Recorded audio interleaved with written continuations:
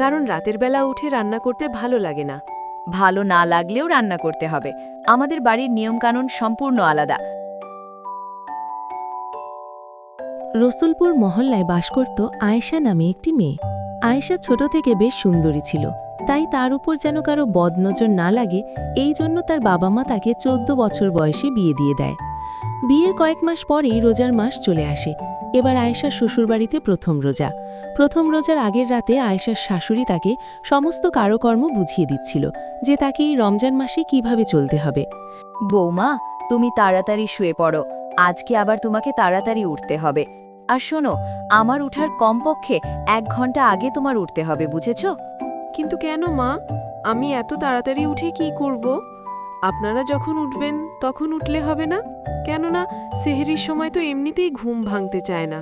আর এই জন্য আমি আজকে সকল রান্নাবান্না করে রাখব, যাতে করে ভোররাতে কষ্ট না হয়। ভোররাতে শুধু গরম করলেই হবে। তুমি কি বলছো বৌমা? তোমার কি মাথা খারাপ হয়ে গেছে? আমরা সেহরিতে সবসময় টাটকা টাটকা খাবার খাই। রাতে রান্না করা খাবার আমরা খাই না। তুমি কি ভেবেছো আমরা তোমার বাবার বাড়ির মানুষের মতো বাসি খাবার সেহরিতে খাই? কখনোই না।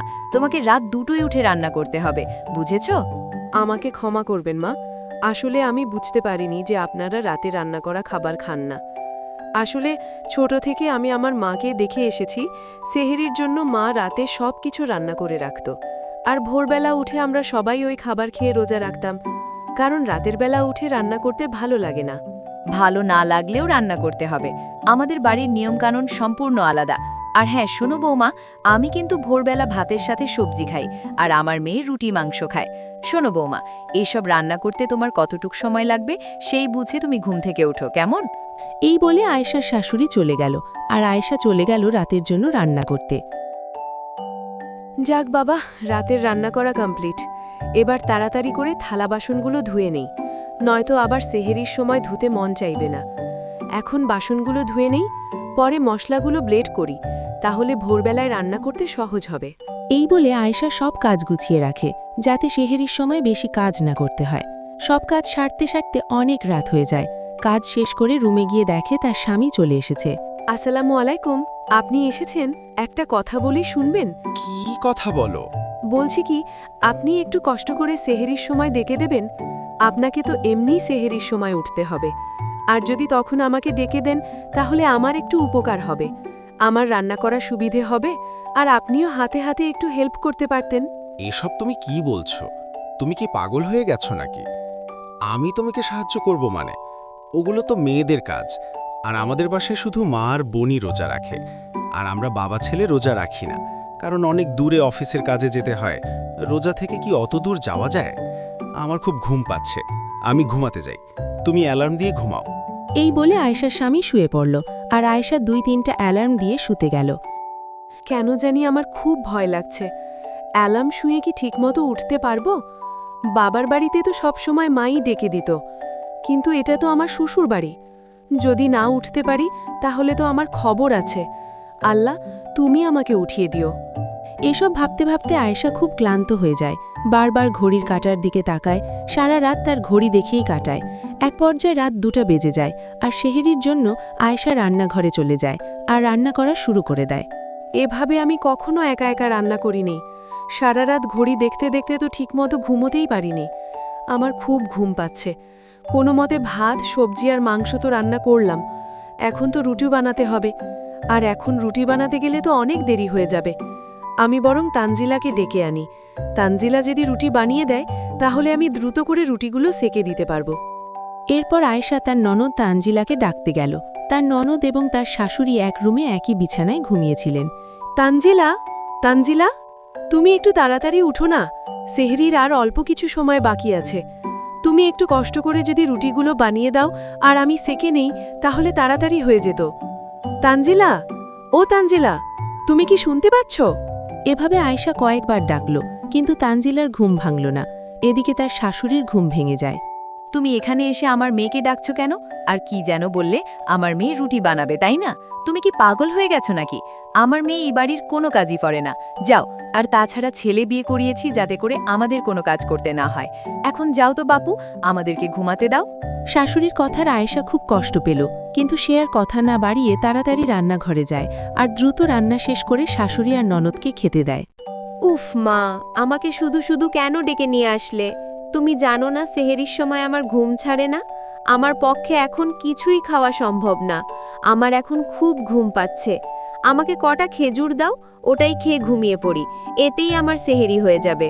আরে তুই কি পাগল হয়ে গেলি নাকি? কাল প্রথম রোজা, আর তুই বলছিস কটা খেজুর খেলেই হয়ে যাবে?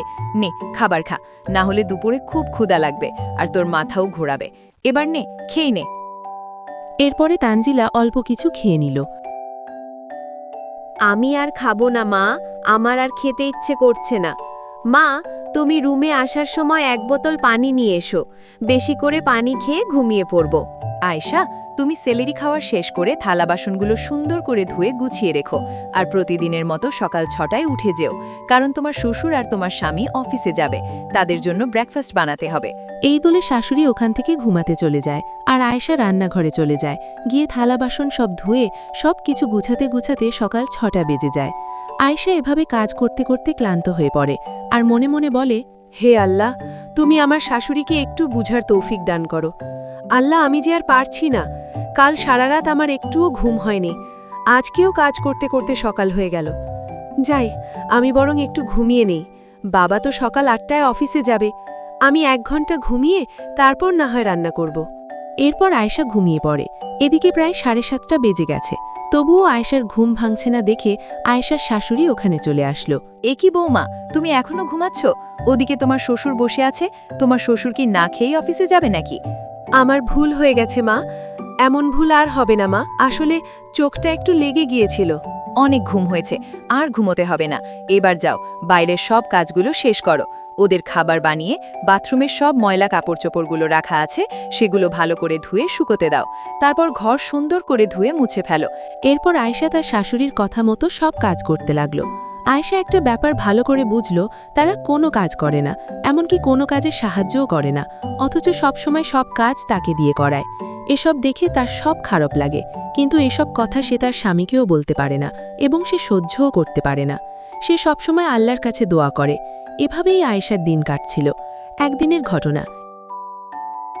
বৌমা, আজকে আমার বোন আর তার 2 বৌমারা আসবে। আজকের ইফতারিটা একটু রাজকীয়ভাবে করিও। আমি তোমাকে বলে দিচ্ছি কি কি বানাতে হবে। একটু হালিম করিও, সেমাই, রুটি, মাংস, পেঁয়াজু, বেগুনি, ডিমের চপ, আলুর চপ, কাবাব, চিকেন পিৎজা, লেবুর শরবত, বেলের শরবত আর রুয়াবজা। এই রান্নাগুলো করে ফেলো। এরপরে কিন্তু আর সময় পাবে না, এখনই করে ফেলো। এই বলে তার শাশুড়ি ওখান থেকে চলে যায় আর আয়েশা একা হাতে সকল রান্না করতে করতে ক্লান্ত হয়ে যায়। শেষমেশ আয়েশা রোজা রেখে ক্লান্ত শরীর নিয়ে তাদের খাবার বেড়ে দেয়। এরপর আজান দিলে মেহমানরা খাবার খেয়ে তাদেরকে ইফতারির দাওয়াত দিয়ে তারা বাড়ি চলে যায়। এর কয়েকদিন পর, বৌমা তানজিলা, তোমরা তাড়াতাড়ি রেডি হয়ে নাও। আজকে আমার বোনের বাড়িতে ইফতারের দাওয়াত আছে, আমরা সবাই সেখানে যাব। এরপর আয়েশার শাশুড়ি তাদেরকে নিয়ে নিজের বোনের বাড়িতে ইফতার করতে যায় আর গিয়ে দেখে তার বোন আর ভাগ্নি রান্নাঘরে বৌমাদের সঙ্গে রান্না করছে। আয়েশার শাশুড়ি তার বোনকে আড়ালে নিয়ে বলে, এ কি বুবু, তুমি আর জান্নাতুল বৌমাদের সাথে রান্না করছো, আর তোমার বৌমাও তোমাদেরকে রান্না করতে দিচ্ছে? দুটো বৌমা থাকতে তুমি কেন রান্না করছো? এইসব আবার তুই কি বলছিস রে বোন? আমি কি আর তোর মতো নাকি রে বোন, যে নিজের মেয়েকে নিয়ে আরামে ঘুমাবো আর বৌমাদেরকে দিয়ে সব কাজ করাবো? তাই বলে বৌমাদের সাথে কাজ করতে হবে? কাজ করলে নিজের মান সম্মান থাকবে? এভাবে ওদের সাথে কাজ করলে বৌমারা তো মাথায় উঠে যাবে। একটু টাইট দিয়ে রাখলে হয় না? আমি আর আমার মেয়ে কোনো কাজ করি না, সারা দিন বৌমাই কাজ করে। রাতে সেহেরি রান্না, বিকেলে ইফতার রান্না, সবটাই বৌমা করে। আমরা শুধু বসে বসে খাই। তুই তোর বৌমাকে দিয়ে সারাদিন কাজ করাস? ছেলেকে বিয়ে করিয়েছি বাড়িতে কাজ করার মানুষ নেই বলে, আর আমরাই যদি কাজ করি তাহলে ছেলেকে বিয়ে করিয়ে লাভ কি? তাছাড়া আমার বউয়ের প্রতি আমার তেমন কোনো নজরই নেই। এখানে আমরা সবাই মিলেমিশে কাজ করি, বুঝেছিস? রমজান মানে শুধু না খেয়ে থাকা নয়। রমজান মাস হচ্ছে বরকতের মাস, রহমতের মাস এবং আত্মশুদ্ধির মাস। এই রমজান মাসে এসে যদি আমরা আমাদের ভুলটা বুঝতে না পারি, তাহলে আর কখন বুঝবো বলো তো? বাড়ির বউ মানে মেয়ের মতো, তাদেরকে এত কষ্ট দিতে নেই, বুঝেছিস? বাড়ির বউরাও তো মানুষ, তাই না? তাদেরও তো কষ্ট বলে কিছু আছে, মন বলে কিছু আছে। একা হাতে এত কাজ করা একজন মানুষের পক্ষে খুবই কষ্টকর হয়ে যায়। সারাদিন রোজা থেকে নামাজ পড়ে ক্লান্ত হয়ে যায় তারা। যদি তাদেরকে একটু সাহায্য করি তাহলে তো তাদের একটু শান্তি হয়, তাই না? সবাই মিলেমিশে কাজ করলে খুবই ভালো লাগে, আর ভালোবাসাও অনেক গুণ বেড়ে যায়, আর সেই সংসারে আল্লাহর রহমতও বাড়ে, বুঝেছিস তুই? বোনের কথা শুনে আয়েশার শাশুড়ি বেশ লজ্জা পায় এবং নিজের ভুলটা বুঝতে পারে। তুমি তো ঠিকই বলেছ বুবু, আমি তো কখনো এভাবে ভাবিনি। আসলে আমি আয়েশার প্রতি অনেক অন্যায় করেছি। আমি আর কখনো আয়েশার প্রতি এমনটা করব না। এই তোমাকে কথা দিলাম, আমরা মিলেমিশেই কাজ করব। এরপর থেকে আয়েশার শাশুড়ি আয়েশাকে দিয়ে এত কাজ করাতো না। সবাই মিলে সেহরির কাজ একসাথে করত এবং তারা সবাই মিলেমিশে কাজ করে।